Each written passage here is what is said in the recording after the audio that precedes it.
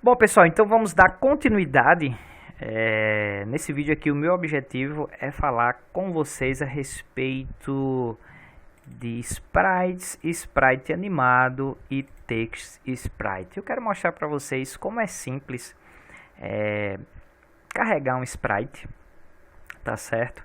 E simplesmente mostrá-lo na tela. Esse não é o uso comum de sprite, mas com esse primeiro contato eu quero justamente mostrar para vocês que a parte mais difícil ela já está pronta, né? Que é basicamente fazer o carregamento daqueles arquivos em modo texto e carregar como um sprite, carregar aqui como um sprite animado, ou mesmo a possibilidade de criarmos aqui um text sprite. Então vamos lá.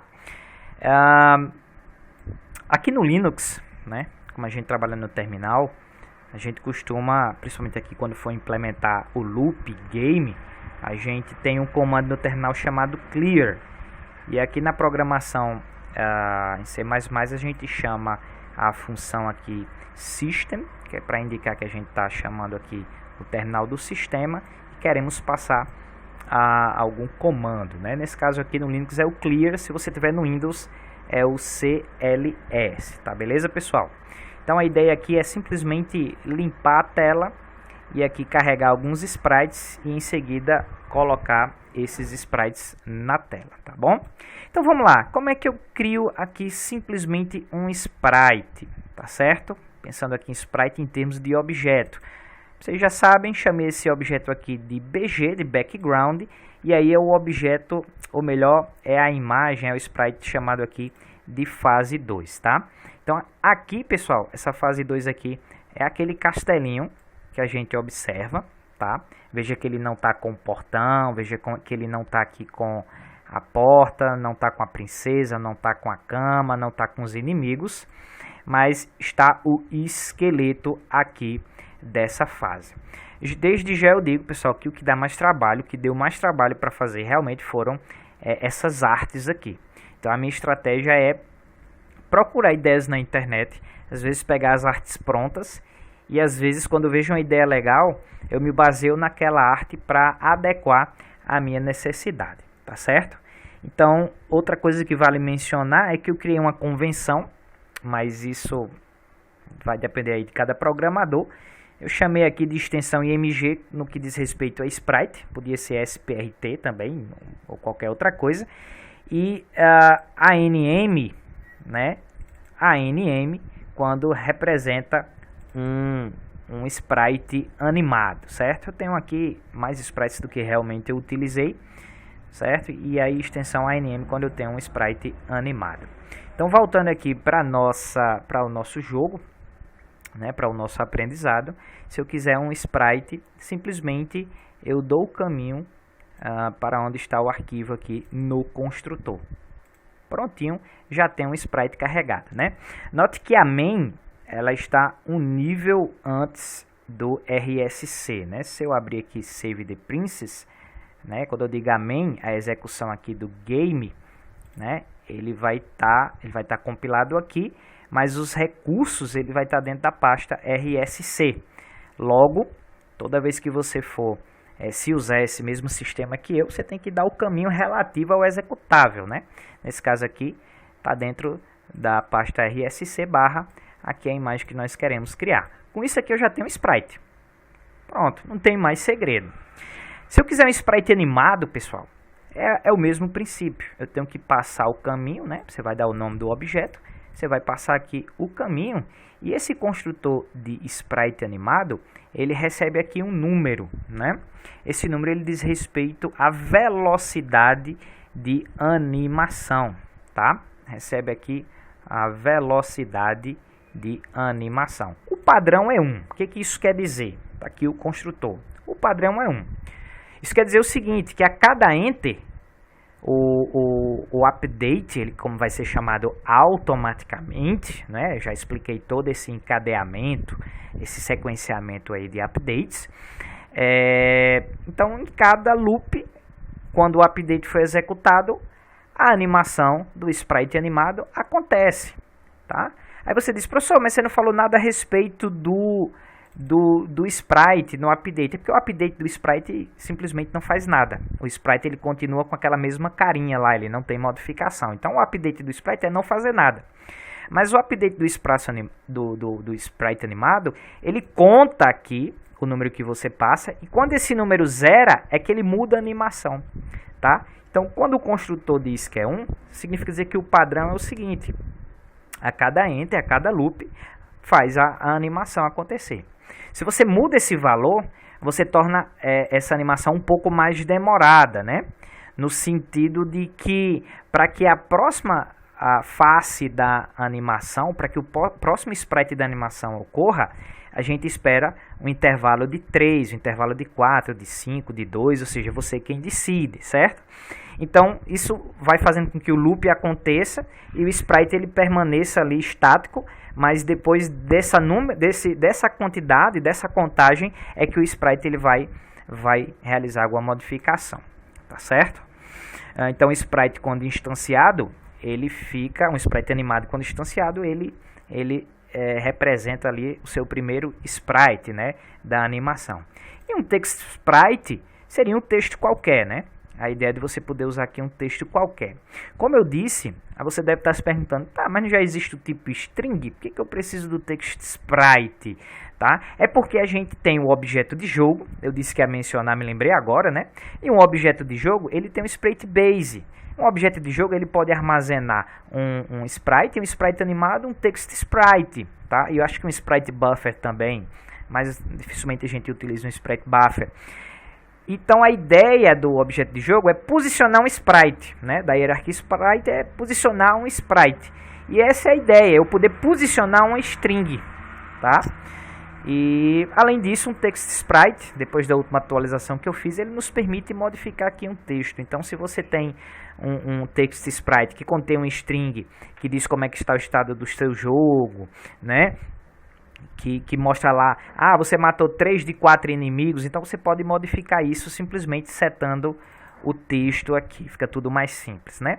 Como eu disse, eu tenho tudo aqui, ó, simplesmente eu dei um cout aqui em cada um dos objetos e vamos rodar aqui para que vocês, eu já tinha rodado, né? Mas vamos rodar novamente aqui para que vocês entendam o que vai acontecer.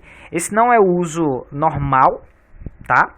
Não é o uso normal dos sprites, mas aqui, ó, o cout fez com que a fase toda fosse na tela. A gente deu um endline. Na sequência, a gente printou aqui o nosso herói. E depois a gente simplesmente printou aqui a string, um texto qualquer, tá? O que você deve estar percebendo é que nós simplesmente seguimos um fluxo aqui em sequência, né? E o sprite animado, de fato, ele não se animou, né? Então, assim, o que a gente pode fazer aqui? Vou fazer uma inversão aqui. O que a gente pode fazer para que você tenha essa percepção, para que você entenda como é que acontece essa dinâmica da animação? A gente pode simplesmente criar aqui um while true, né? Vou criar um while true aqui, fica mais fácil para eu mostrar.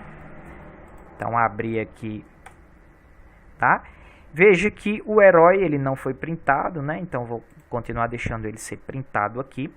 O cout, pessoal, ou quando a gente pega o herói, que a gente vai desenhar o herói, como ele se trata de um sprite animado, né? Estou pensando aqui em termos de sprite animado, o que vai ser printado é o sprite da vez da animação, entende?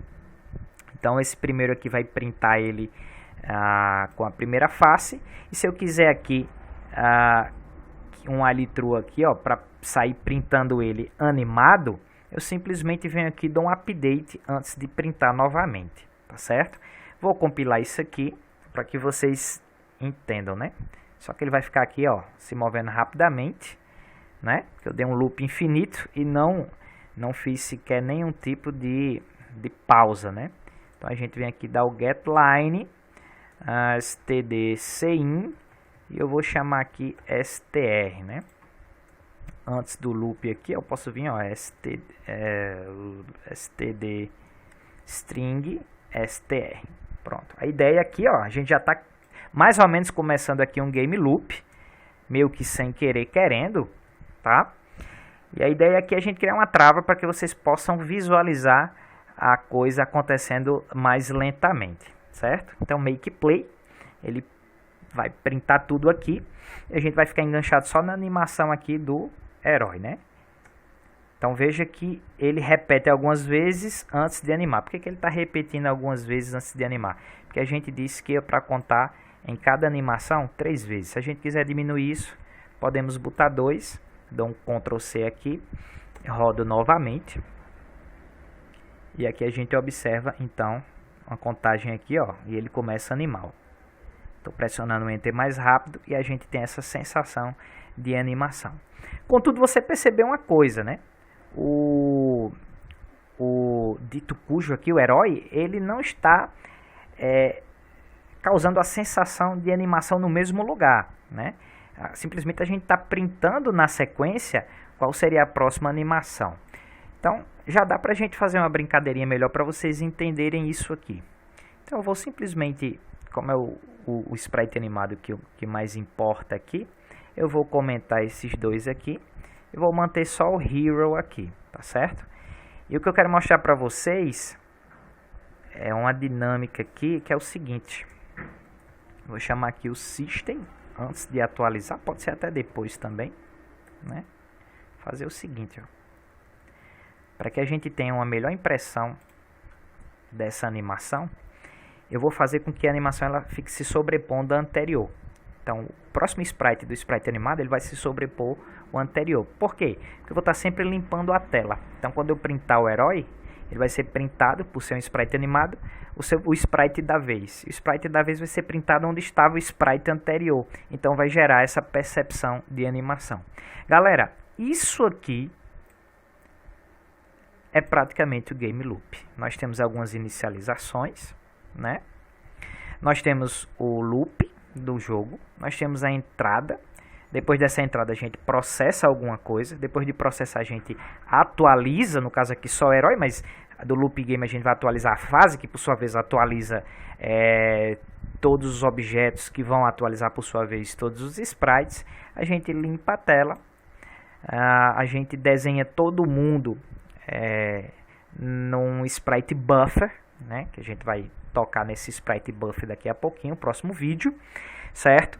E aí, no final, esse sprite buffer, que é a tela final, com o resultado final da arte, é quem vai para a tela, tá? Aqui não temos o sprite buffer, então a gente está pegando esse herói e brincando diretamente com ele. Então, vamos rodar aqui novamente só para vocês verem. Não vai mais haver uma sequenciação aqui do herói. E perceba que agora o herói causa a impressão de que ele está se animando. Muito simples, né, pessoal? Muito simples aqui. Então a gente vai encerrar esse vídeo agora. E no próximo vídeo eu vou falar para vocês sobre o Sprite Buffer, tá certo?